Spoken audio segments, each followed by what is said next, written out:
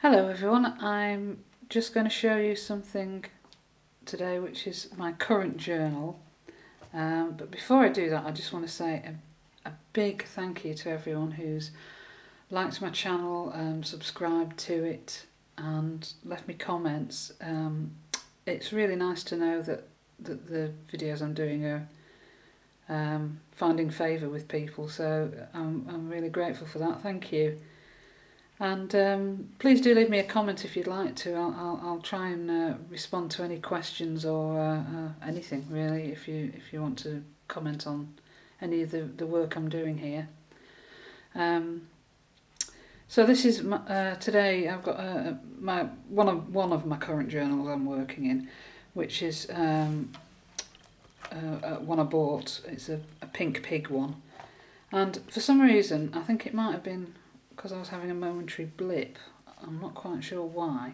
I went out and bought a load of these, well I say a load, about 3 I think there were in total, of these pink pig journals, and I bought all of them with black paper in them, and I'm not quite sure why. Afterwards I thought, why did I do that? Because although sometimes it's nice to work on a dark paper, by and large I spend most of my time gessoing over it, so unless you're particularly mad keen on black journals, I wouldn't bother. I think next time I'll go for white, but I've started making my own now anyway, so I probably don't need to worry about it too much.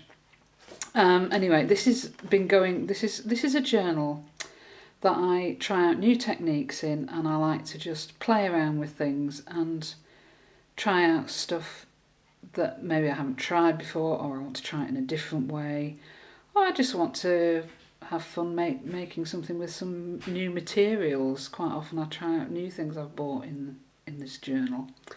So it's a bit of a mishmash of styles and techniques and what have you, but I thought it might be interesting to just have a quick walk through it before I start working some more in it. I'm getting fairly near the back of it now.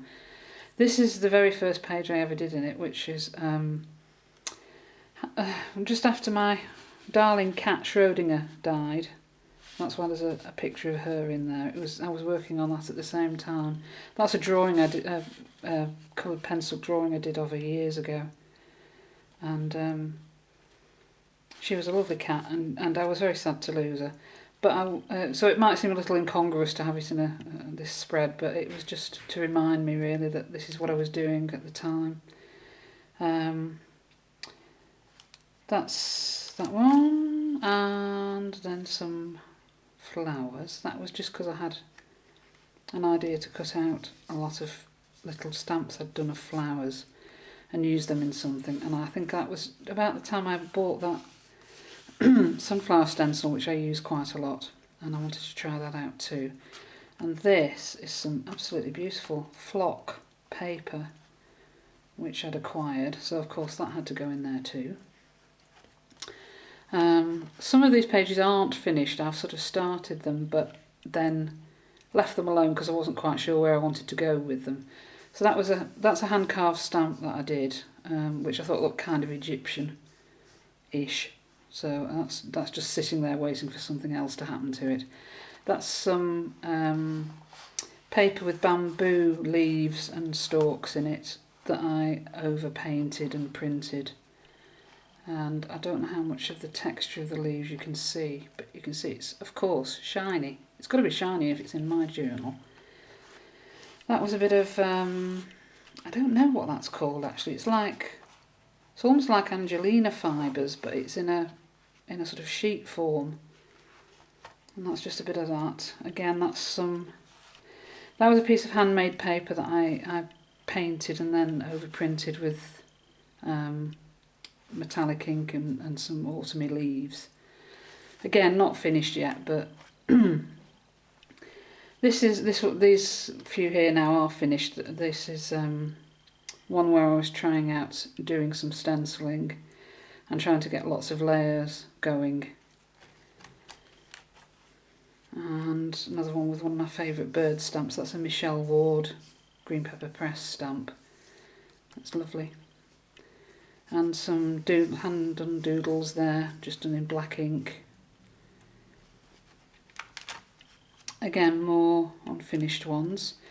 This was a print of a painting I did a long time ago, oil pastel painting, and I don't know what I'm going to do with that really. I've probably end up painting over it because I'm not really happy with any of the elements on there particularly.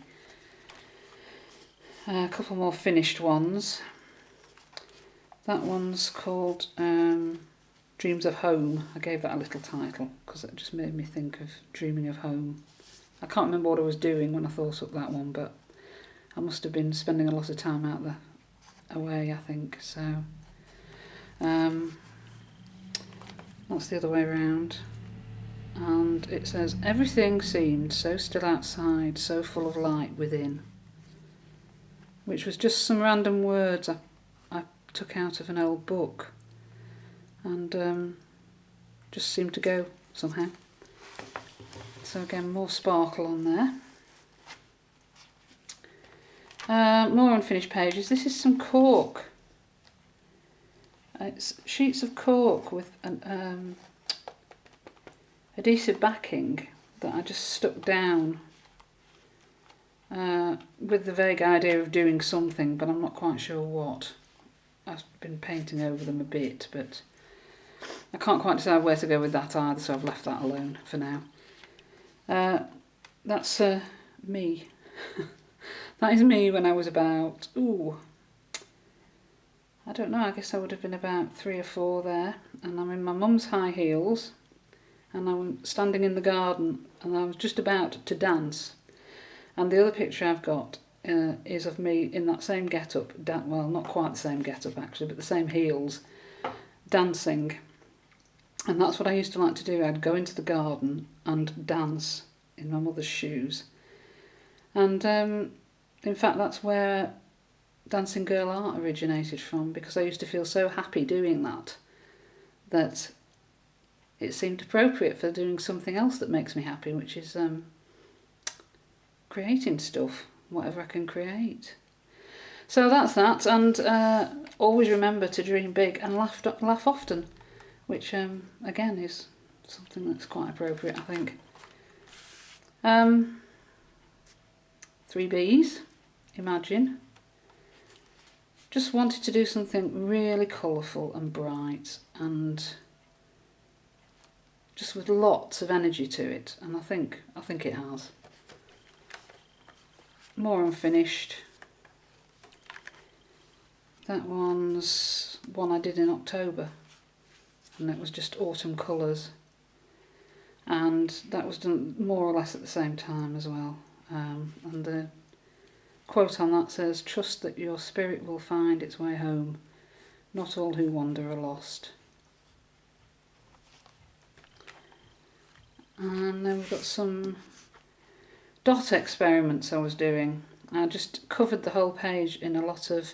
I used my trusty, this thing, little pouncing tool I've got, and I just covered the whole page in different acrylic paints, not mixed in thoroughly together, just sort of roughly onto the sponge.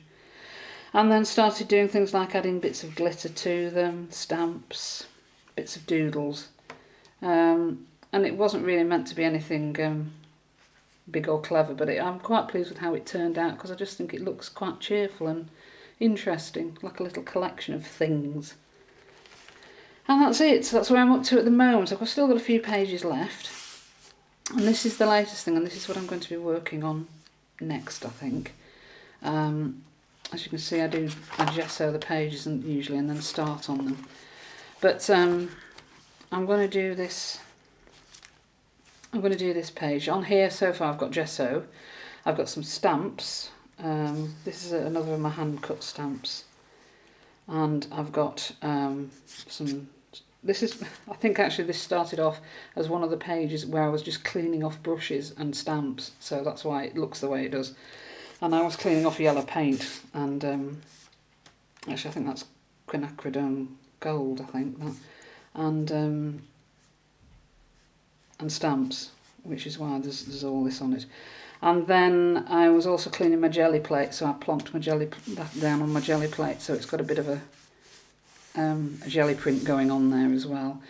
but I want to somehow finish that because it needs tying together somehow, which again I think might entail doing bits of painting over it.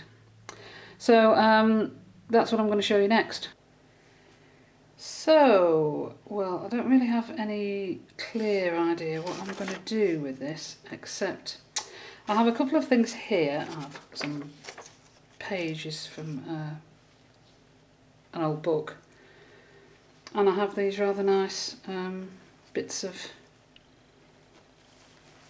napkin, which paper napkin, which I'm kind of thinking I might just, that's really faint, the print on that one, so I don't think I'll use that on this page because I don't think it would show up enough.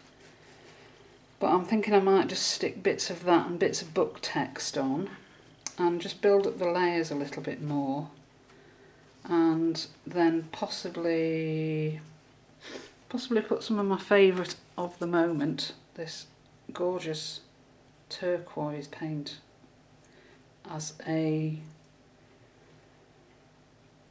wash over the top, a glaze maybe.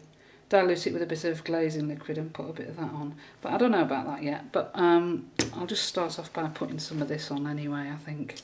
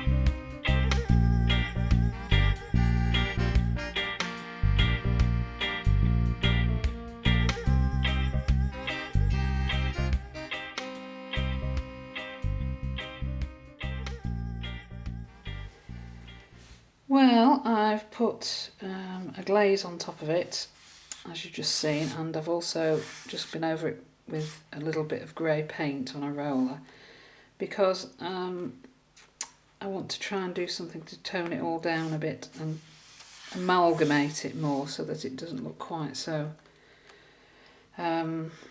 busy. It's a bit too busy at the moment, so I think the next step might be stick a bit of white paint over it and just put it on and then rub it off again, just to calm it down a little bit.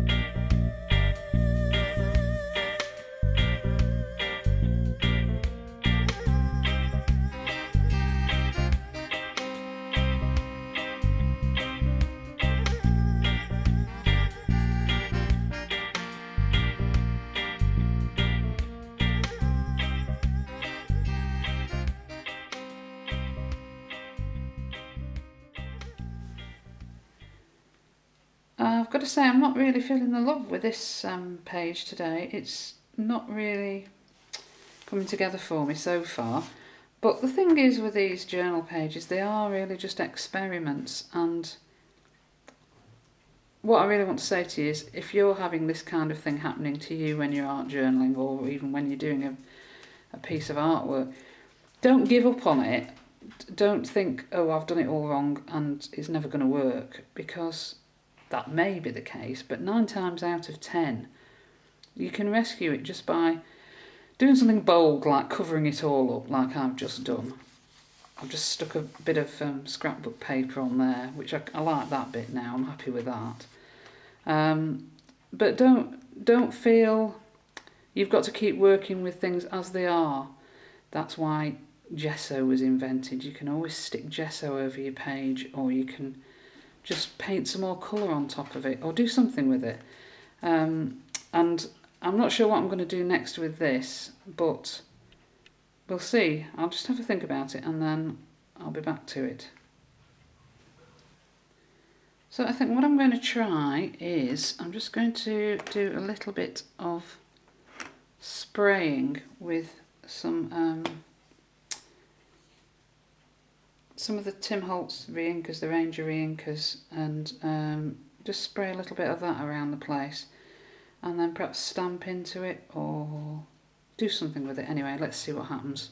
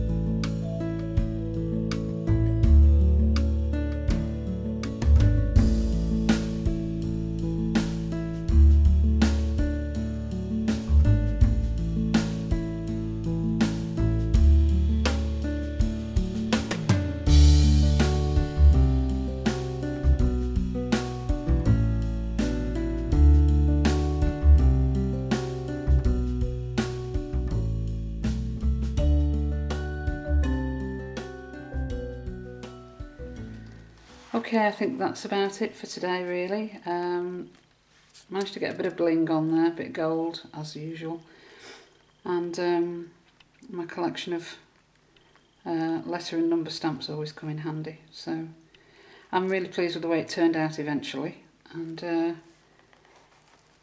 yeah, just don't worry about things not going right initially, because eventually, even if you have to paint over that sucker, you can do something with it. So thanks for watching anyway, and I'll be back again soon with some more odds and ends.